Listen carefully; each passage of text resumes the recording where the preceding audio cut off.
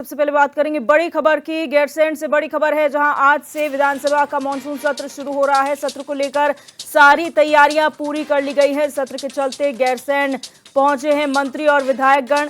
सदन में सरकार को घेरने की तैयारी में कांग्रेस जुटी हुई है। पूर्व मुख्यमंत्री हरीश रावत समेत तमाम नेता धरना करेंगे।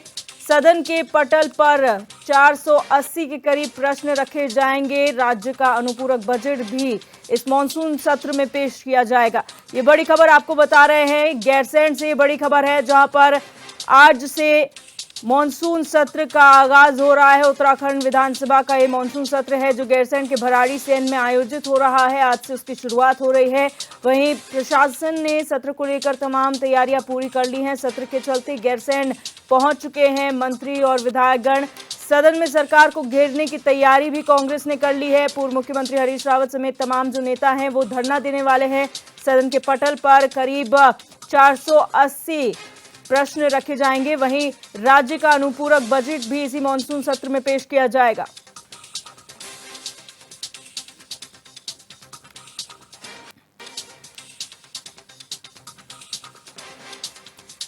तो ये बड़ी खबर आपको बता रहे हैं, सत्र से जुड़ी हुई बड़ी खबर है, जहां आज से 3 दिवसीय ये विधानसभा का मॉनसून सत्र है जो गैरसैंण के भराड़ीसैंण में आयोजित हो रहा है। तमाम व्यवस्थाएं तैयारियां पूरी कर ली गई हैं और मंत्री और विधायकगण भी वहां पर पहुंच चुके हैं। आज से इसकी शुरुआत है और आपको बता दें कि यहां पर आज विपक्ष हंगामा कर सकता है। हरीश रावत समेत तमाम दिग्गज जो है कांग्रेस के, वो धरना देने वाले हैं। वहीं आपको बता दें सदन के पटल पर 480 के करीब प्रश्न रखे जाएंगे और अनुपूरक बजट भी पेश किया जाएगा।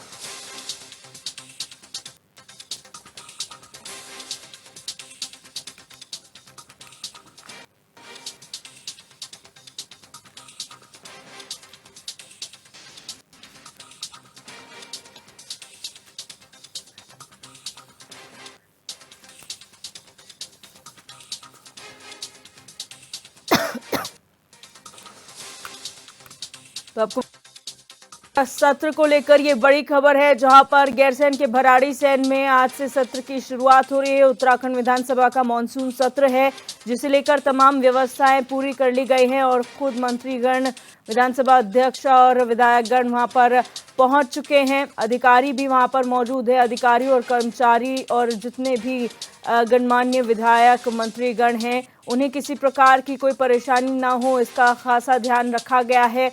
और आपको बता दें कि यहाँ पर प्रशासन ने भी सुरक्षा के लिहाज से कड़ी व्यवस्था की है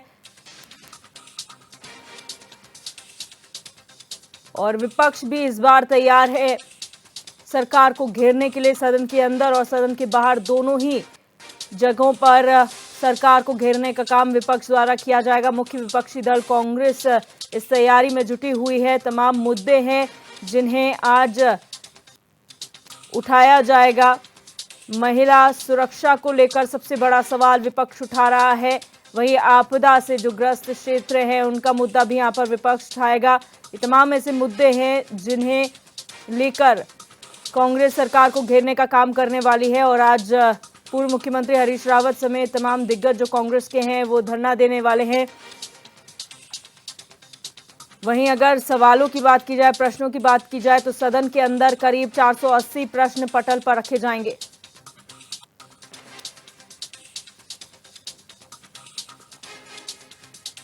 और राज्य का अनुपूरक बजट भी इस मॉनसून सत्र में पेश होने वाला है जिसे लेकर तमाम व्यवस्थाएं की गई हैं। इस बार होमवर्क किया गया है। ऐसा कहा जा रहा है कि विपक्ष के तमाम जो सवाल हैं उनका जवाब देने के लिए मंत्रीगण तैयार हैं। अपने अपने विभागों से जुड़े हुए जो प्रश्न हैं उनकी तैयारियां करके आए हैं और इस बार सत्ता पक्ष ने विपक्ष से अपील की है शांतिपूर्ण ढंग से सत्र का संचालन होने दिया जाए। लेकिन विपक्ष जो है हंगामे की मूड में नजर आ रहा है, जहां तमाम ऐसे मुद्दे हैं जिन्हें लेकर हंगामा सदन के अंदर और सदन के बाहर होने की पूरी संभावना जताई जा रही है।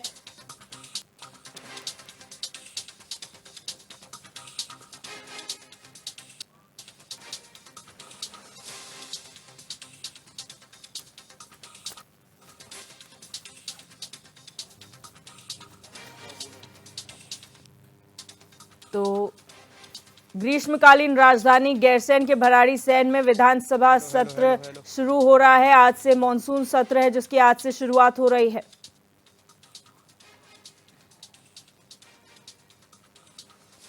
और हमारे संवाददाता हिमांशु गौड़ ज्यादा जानकारी के लिए हमारे साथ लाइव जुड़ चुके हैं। हिमांशु, जानकारी चाहेंगे, आज से विधानसभा के मॉनसून सत्र की शुरुआत हो रही है, क्या कुछ पहले दिन की कार्रवाई रहने वाली है?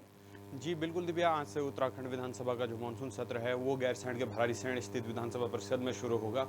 स्वयं मुख्यमंत्री पुष्कर सिंह धामी जो है 11 बजे विधानसभा परिषद भराड़ीसैंण में पहुंचेंगे और सत्र की कार्रवाई उसके बाद शुरू कर दी जाएगी। सदन के पटल की अगर मैं बात करूं तो इस बार अनुपूरक बजट पेश होना है। 480 से अधिक प्रश्न इस समय सदन के पटल पर रखे गए हैं। तमाम मुद्दे हैं, चाहे अनुपूरक बजट पेश होना हो, आपदा हो, महिला सुरक्षा हो। कार्रवाई की अगर हम बात करें तो सदन के पटल पर पहले दिन जिस प्रकार से जब मुख्यमंत्री पुष्कर सिंह धामी आएंगे, मुख्यमंत्री का अभिभाषण होना है, विधानसभा अध्यक्ष का संबोधन होना है और उसके बाद सत्र की कार्रवाई होगी। प्राथमिक जो औपचारिकताएं हैं वो पूरी होनी है और उसके बाद प्रश्नकाल लगेगा। प्रश्नकाल में तमाम प्रश्न जो है विपक्षी दल उठाएंगे और उसको लेकर कहीं ना कहीं कांग्रेस इस बार पूरी तैयारी में जो है आई हुई है। कांग्रेस का लगातार कहना है कि चाहे महिला सुरक्षा हो, आपदा प्रबंधन हो, स्थायी राजधानी गैरसैंण की मांग हो, बेरोजगारी हो, अग्निवीर के भर्ती घोटाला हो, तमाम ऐसे प्रश्न जो हैं वो हम सरकार से पूछने जाएंगे। इसी के साथ ही पूर्व मुख्यमंत्री हरीश रावत भी इस समय जो है तैयारी में है। कल ही हरीश रावत जो है गैरसैंण पहुंच गए हैं और सरकार को लगातार सरकार से ये सवाल पूछ रहे हैं कि कहाँ आपकी ग्रीष्मकालीन राजधानी है। गैरसैंण में स्वास्थ्य व्यवस्था हो, उच्च शिक्षा हो, चाहे सड़क हो, पेयजल हो, तमाम ऐसी व्यवस्थाएं हो, चाहे गैरसैंण झील के निर्माण की बात हो, तमाम ऐसी परियोजनाओं को लेकर हरीश रावत आज धरना देंगे। और कहीं ना कहीं इस बार जो सत्र की शुरुआत है वो हंगामेदार होने की आसार यहाँ पर जताई जा रहे हैं। अच्छा हिमांशु, यहाँ पर 480 के करीब प्रश्न हैं जो सदन के पटल पर रखे जाएंगे, क्या तैयारी है? क्योंकि बहुत कम टाइम यहाँ पर विधानसभा सत्र के लिए रखा गया है, 3 दिवसीय ये जो पूरा कार्यवाही रहने वाली है, ऐसे में क्या तैयारी है? सत्ता पक्ष की जवाब किस तरीके से दिए जाएंगे? क्या तमाम जो 480 प्रश्न हैं वो लिए जाएंगे?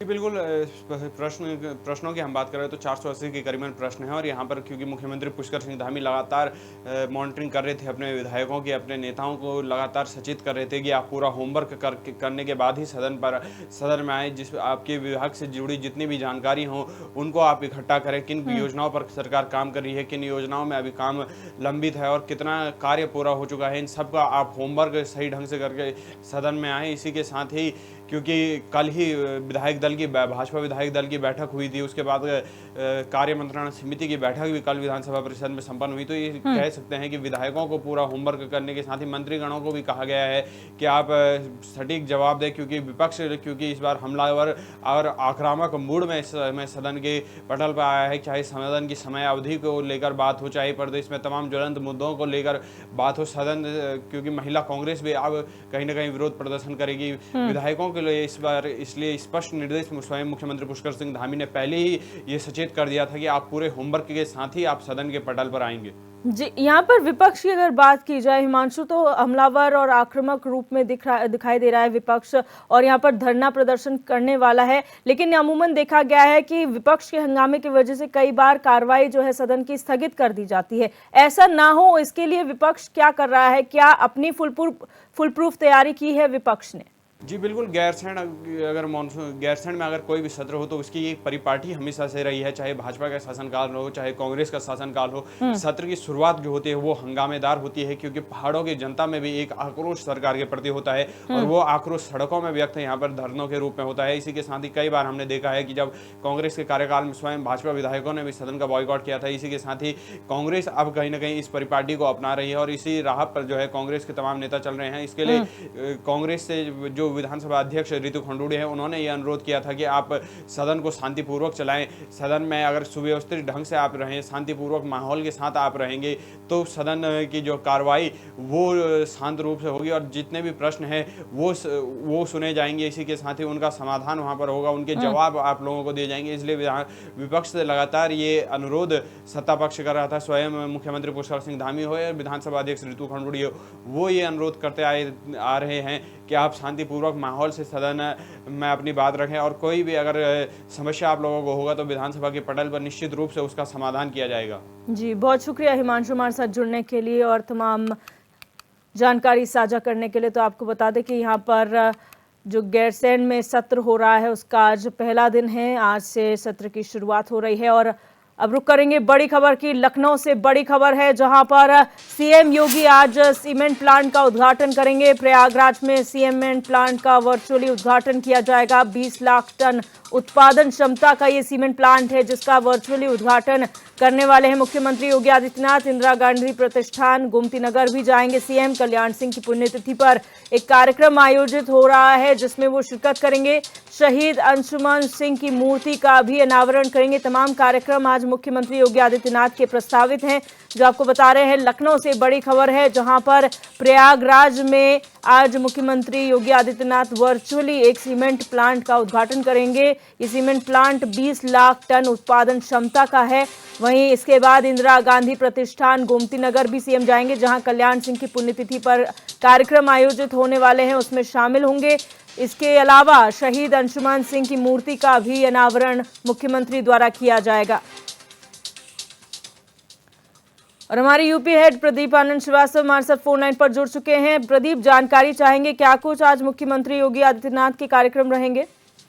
देखिए दिव्यदर्शनी, आज मुख्यमंत्री Yogi Adityanath back to back कई कार्यक्रमों में शिरकत करेंगे। सबसे पहले प्रयागराज में एक सीमेंट के प्लांट का वर्चुअल उद्घाटन सीएम योगी करेंगे अपने दफ्तर से, जिसमें 20 लाख टन उत्पादन की क्षमता का सीमेंट का कारखाना है ये। और करीब 11:45 पर 5 कालिदास मार्ग से इसका उद्घाटन करेंगे। इसकी तैयारियां जो लोकभवन ने पूरी कर ली है। इसके बाद अगर बात करें करीब 12:30 बजे इंदिरा गांधी प्रतिष्ठान गोमती नगर जाएंगे जहां पर कल्याण सिंह की तृतीय पुण्यतिथि में शिरकत करेंगे। और हम सभी ने देखा था कि शहीद अंशुमान किस तरह से शहीद हुए थे, पूरा देश रो पड़ा था, उनकी याद में एक मूर्ति का अनावरण करेंगे। और सबसे बड़ी बात है कि जहां पर उनका निवास है बुद्धेश्वर चौराहे के पास इस पूरे कार्यक्रम का जो है आयोजन किया गया है, जिसमें मुख्यमंत्री योगी आदित्यनाथ शिरकत करेंगे।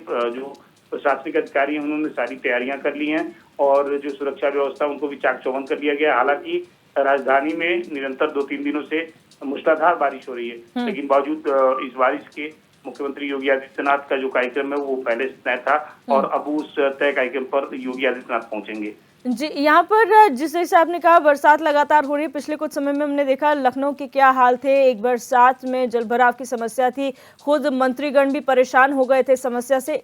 इस बार का क्या हाल है? देखिए, बारिश जब आवश्यकता से अधिक होती है तो निश्चित रूप से जल जमाव हो जाता है।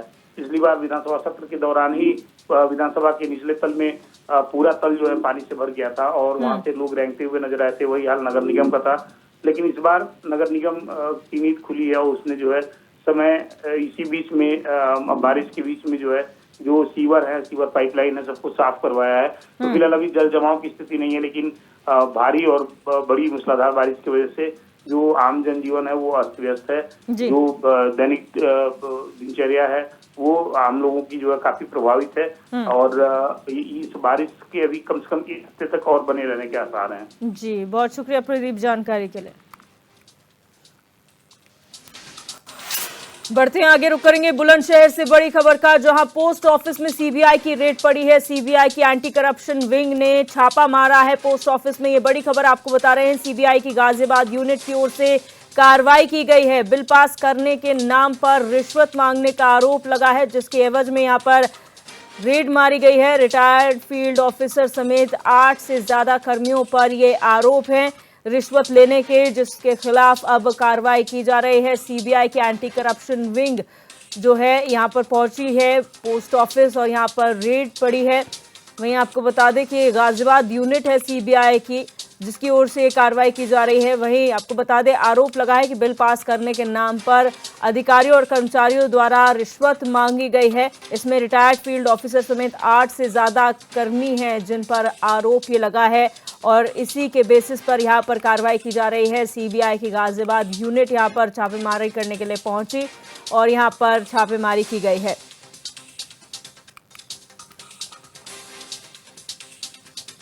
तो ये बड़ी खबर आपको बता रहे हैं बुलंदशहर से बड़ी खबर है जहां पर पोस्ट ऑफिस में सीबीआई ने छापा मारा है। सीबीआई की एंटी करप्शन टीम है, गाजियाबाद यूनिट है सीबीआई की, जो छापा मारने के लिए पोस्ट ऑफिस पहुंची है।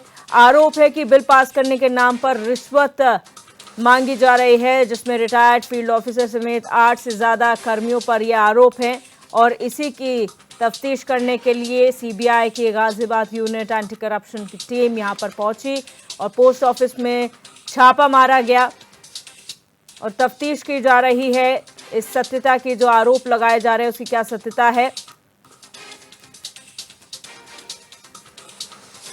इसी को लेकर सीबीआई ये कार्रवाई कर रही है। सीबीआई की एंटी करप्शन विंग है जो ये छापेमारी कार्रवाई कर रही है। पोस्ट ऑफिस में ये कार्रवाई हुई है, बड़ी कार्रवाई है बुलंदशहर में। हमारे संवाददाता जीशान अली हमारे साथ फोन लाइन पर जुड़ चुके हैं। जीशान, जानकारी चाहेंगे क्या पूरा प्रकरण है और किस जानकारी के बिना पर यहां पर सीबीआई की एंटी करप्शन टीम छापेमारी करने पहुंची?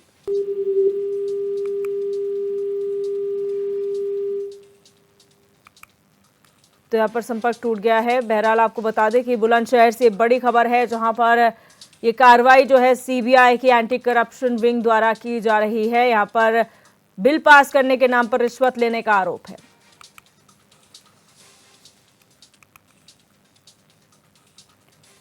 बढ़ते हैं आगे। कन्नौज जिले के तिरवा बेला वाया औरैया मार्ग पर स्थित यात्री प्रतीक्षालय को नगर पंचायत ने जेसीबी से ध्वस्त करा दिया। बताया गया कि बीते कई दशक पहले उपरोक्त नेशनल हाईवे पर यात्री प्रतीक्षालय का निर्माण कराया गया था। समय गुजरने के साथ ही ये प्रतीक्षालय जर्जर हालत में पहुंच गया।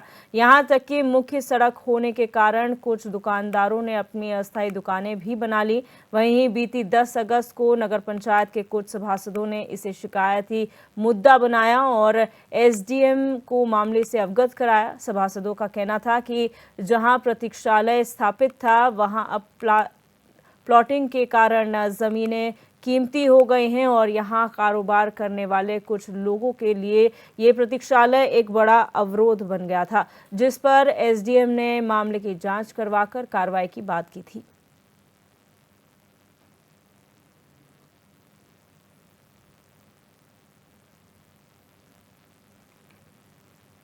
बलिया में उत्तर प्रदेश के परिवहन मंत्री दयाशंकर सिंह के रिश्तेदार की 3 साल की मासूम बच्ची के अपहरण का मामला सामने आया था। पुलिस ने पूरे मामले में अपहरण का मुकदमा दर्ज कर 48 घंटे के अंदर ही मासूम बच्ची को अपहरणकर्ताओं के चंगुल से सकुशल बरामद कर लिया। पुलिस के मुताबिक बच्ची की बड़ी मां ने ही अपने प्रेमी के साथ मिलकर अपहरण की साजिश रची थी। बताया गया कि दोनों आरोपी बच्ची की तस्करी कर उसे प्रदेश से बाहर किसी अवैध कार्य के लिए बेचने के फिराक में थे। वहीं पुलिस अपहरणकर्ताओं के बैंक अकाउंट और उनके विदेशी कनेक्शन की भी जांच कर रही है।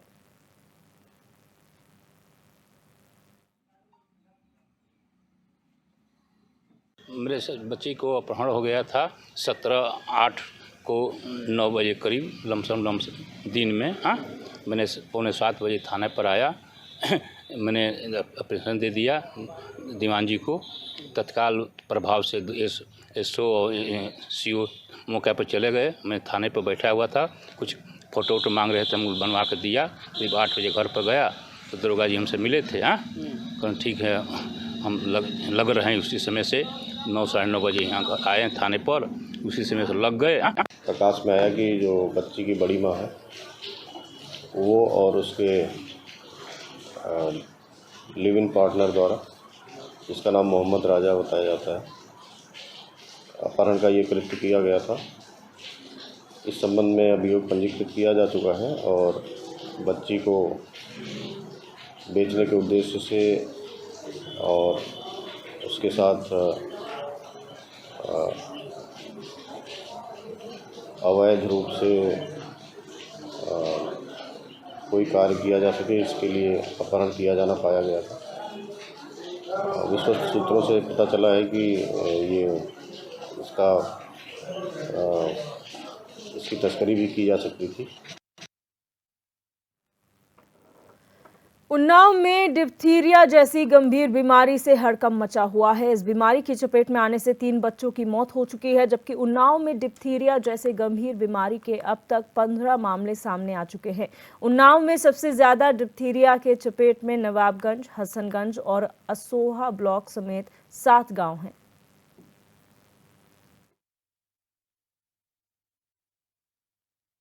विगत लगभग 2 हफ्ते से जनपद सहित प्रदेश के अनेक जनपदों में डिप्थीरिया केसेस निकल रहे हैं। हमारे यहाँ भी डिप्थीरिया के 15 केस हैं और हम लोग इसके लिए जिन ब्लॉकों में निकल रहे हैं वहाँ पे हमने विशेष अभियान चलाकर पिछले एक सप्ताह से वैक्सीनेशन बच्चों को कराया है।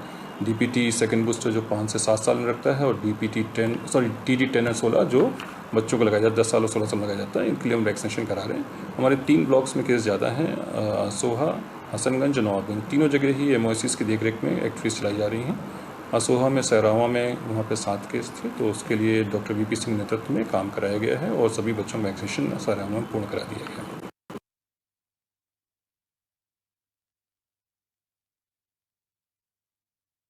और हमारे संवाददाता अविनाश कुमार हमारे साथ जुड़ चुके हैं। अविनाश, जानकारी चाहेंगे, डिप्थीरिया जो बीमारी है, क्या लक्षण उसके पाए गए हैं और कितने बच्चे अब तक इससे अफेक्टेड हुए हैं? संपर्क यहां पर टूट गया। हमारे संवाददाता से एक बार फिर जुड़ने का प्रयास करेंगे।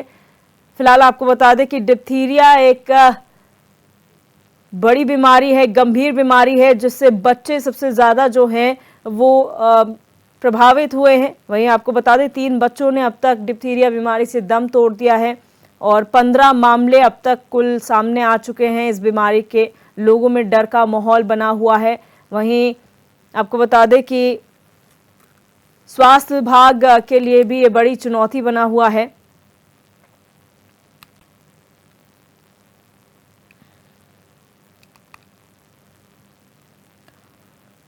प्रतापगढ़ जिले के लालगंज थाने के अंतर्गत पुलिस और बदमाशों में मुठभेड़ हो गई, जिसमें एक बदमाश के पैर पर गोली लग गई, जिसे पुलिस ने लालगंज ट्रॉमा सेंटर में भर्ती कराया, जहां गंभीर हालत को देखते हुए डॉक्टर्स ने उसे प्राथमिक उपचार कर जिला अस्पताल रेफर कर दिया।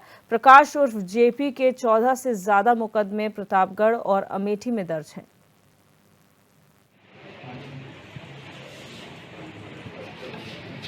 वर्मा तिराहे पर चेकिंग कर रही थी कि मुखबिर द्वारा बताया गया कि सर संज्ञापुर और शीतल मौके में 2 बड़ी चोरी की घटनाएं हुई थी।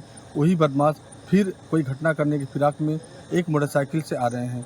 वर्मा तिराहे पे मुखबिर की सूचना विश्वास करके कड़ाई से चेकिंग की जा रही थी, तभी 2 बदमाश आते हुए दिखाई दिए। बदमाशों को रोकने का प्रयास किया गया तो बदमाशों ने पुलिस के ऊपर फायरिंग करते हुए राजेंद्र नगर नहर की तरफ भागने लगे। जवाब उसके परिप्रेक्ष्य में प्रभारी निरीक्षक द्वारा भी लगातार पीछा करते हुए राजेंद्र नगर नहर के पास में बदमाशों को घेर लिया। बदमाश अपने आप को पुलिस से घिरते हुए देखकर पुलिस के ऊपर फायरिंग करने लगे। आत्मरक्षार्थ पुलिस द्वारा भी लगातार फायरिंग की गई। फायरिंग के दौरान एक बदमाश प्रकाश वर्मा और JP जो गौरीगंज का रहने वाला है, उसके पैर में गोली लगी तथा दूसरा बदमाश भागने में सफल रहा, जिसका पीछा सांगीपुर SO द्वारा किया गया, लेकिन अंधेरे का लाभ उठा करके दूसरा बदमाश भाग गया। जहां थाना क्षेत्र किरतपुर के कुम्हेड़ा गांव में तमंचे के बल पर लूट की गई। बदमाशों ने जन सेवा केंद्र पर लूटपाट की घटना को अंजाम दिया, जिसका वीडियो भी सामने आया है।